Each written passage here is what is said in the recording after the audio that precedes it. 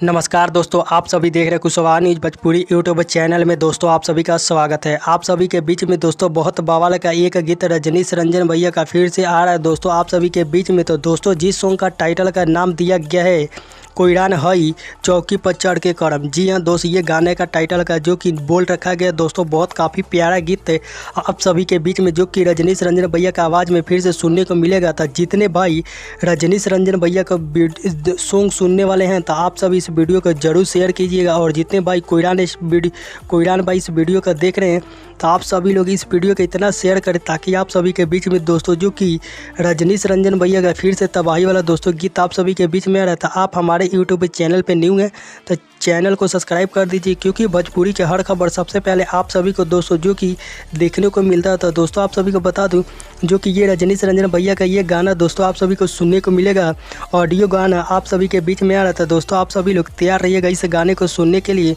जो कि बहुत काफ़ी बवाल दोस्तों ये गाना है। तो ट्वीट सॉन्ग आप सभी के बीच में आएगा। तो दोस्तों सॉन्ग का टाइटल का जो कि नाम दिया गया है कोयरान हई चौकी पर चढ़ के करम। जी हाँ दोस्त, इस गाने को गाए हैं रजनीश रंजन भैया। इस गाने को दोस्तों गाए हैं और इनका साथ दिए जो कि नेहा राज। जी हाँ दोस्त, इस गाने में इनका साथ दिए नेहा राज, जो कि काफ़ी बवाल का दोस्तों ये ट्वीट सॉन्ग आप सभी के बीच में आ रहा है।